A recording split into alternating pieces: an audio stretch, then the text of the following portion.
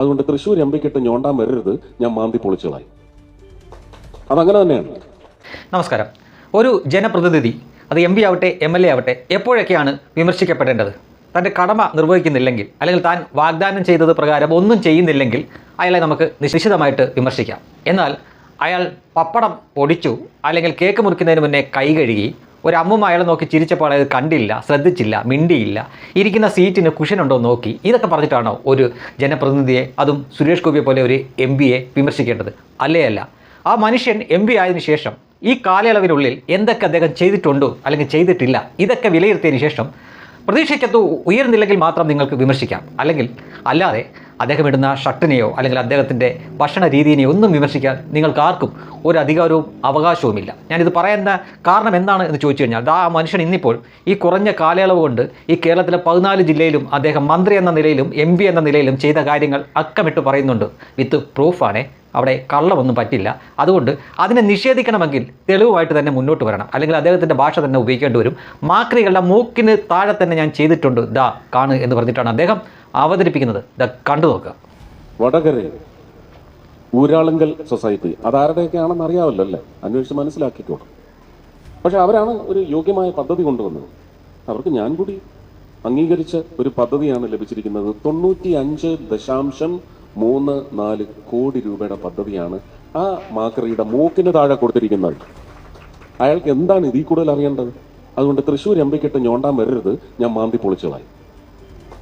അതങ്ങനെ തന്നെയാണ്. കൊല്ലം അഷ്ടമുടി അതേ പദ്ധതിയിലാണ്, സാസ്കിയിൽ തന്നെയാണ്.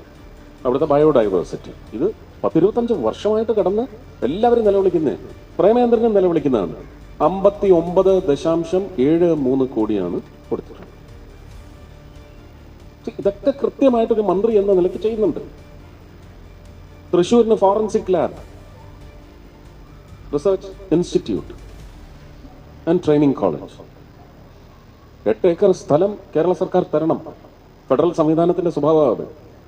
അപ്പൊ ഇവിടെ തരില്ല, തിരുവനന്തപുരത്തെ തരൂ എന്ന് പറഞ്ഞാൽ അതാ ദുഷിച്ച രാഷ്ട്രീയ ചിന്താഗതിയാണ്, മനസ്സാണ്, അവരുടെ പ്രത്യയശാസ്ത്രത്തിന്റെ കുഴപ്പമാണ്. പക്ഷെ അത് നമ്മൾ നേടും. അതിന് വേറെ മാർഗം നമ്മൾ കണ്ടുകൊണ്ടിരിക്കുകയാണ്. കാരണം അത് ഉറപ്പ് തന്നിരിക്കുന്നത് അമിത്ഷായാണ്.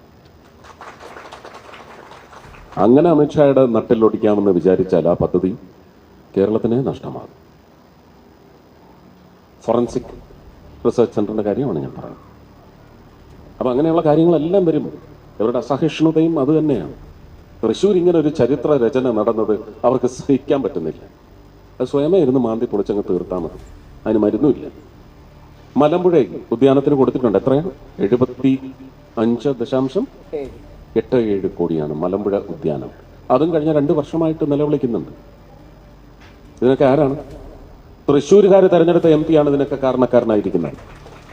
അത് ഇത്തിരി അഭിമാനത്തോടു കൂടി തന്നെ പറയും. ഇത് കേരളം അറിഞ്ഞിട്ടില്ലെങ്കിൽ കേരളത്തിലെ 20 മണ്ഡലങ്ങളിലും അറിഞ്ഞുകൊള്ളുക. ഇതൊന്നും ഇല്ലെന്ന് തണ്ടലുണ്ടെങ്കിൽ കേരള സർക്കാർ പറയട്ടെ, ഇതൊന്നും സത്യമല്ല എന്ന്. ഇനിയുമുണ്ട്. ആലപ്പുഴ വാട്ടർ വേൾഡ് 93.17 കോടി, ഏതാണ്ട് 94 കോടി നൽകിയിട്ടുണ്ട്. ആ പദ്ധതികളെല്ലാം അതിന്റെ പൂർത്തീകരണത്തിലേക്ക് നീങ്ങിക്കൊണ്ടിരിക്കുക. ഈ നേരത്തെ ഞാൻ പറഞ്ഞില്ലേ, വടകരയിലെ മാക്രി അടുത്ത മാർച്ച് 31 ആ പദ്ധതി കംപ്ലീറ്റ് ചെയ്യണം.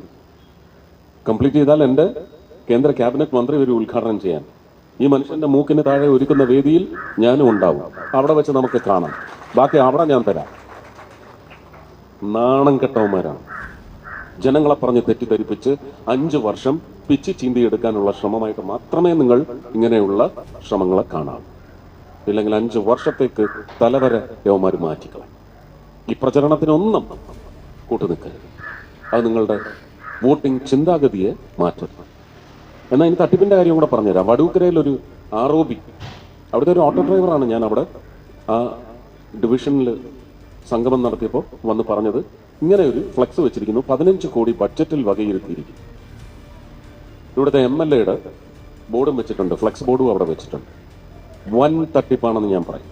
കാരണം അങ്ങനെ ഒരു പദ്ധതിയെക്കുറിച്ച് ഇന്ത്യൻ റെയിൽവേക്ക് അറിയില്ല. അവരതിന് അലൈൻമെന്റ് ചെക്കും നടത്തിയിട്ടില്ല, അതിനുള്ള പെർമിഷനും കൊടുത്തിട്ടില്ല. ഇത് ആരെ വഹിക്കാൻ വേണ്ടിയാണ് ഇവർ ചെയ്യുന്നതെന്ന് ഈ ഇലക്ഷന് മുമ്പ് വ്യക്തമാണ്. വടൂക്കർ ശ്രദ്ധിച്ചുള്ളത് ഇങ്ങനെ തട്ടിപ്പിലൂടെ ഇത്രയും കാലം നേടിയെടുത്തതിന് അന്ത്യം കുറിക്കുന്ന, ആ പ്രവണതയ്ക്ക് അന്ത്യം കുറിക്കുന്ന ആദ്യത്തെ സത്യസന്ധമായ നിങ്ങളുടെ ഒരു വിരൽ നിശ്ചയമായിരിക്കണം, ഒരു ഹൃദയ വിരൽ നിശ്ചയമായിരിക്കണം ഇത്തവണത്തെ തെരഞ്ഞെടുപ്പ്. ഇന്നലെ ഒരു വികസന രേഖ പുറത്തിറക്കിയിട്ടുണ്ട്. പൂർണ്ണമായിട്ടും അത് വാഗ്ദാനമല്ല, അത് സ്വപ്നമാണ്. പക്ഷേ അത് ഉറപ്പാണെന്ന് ഞാൻ ഇവിടെ ഒന്നുകൂടി അടിവരയിട്ട് നിങ്ങളുടെ മുന്നിൽ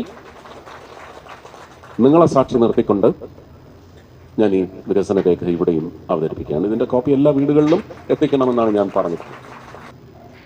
കൊല്ലത്ത് ഒരു MP ഉണ്ട്. കുറേ വർഷങ്ങളായിട്ട് ആ മനുഷ്യൻ തന്നെയാണ് അവിടെ MP ആയിരിക്കുന്നത്, NK പ്രേമേന്ദ്രൻ.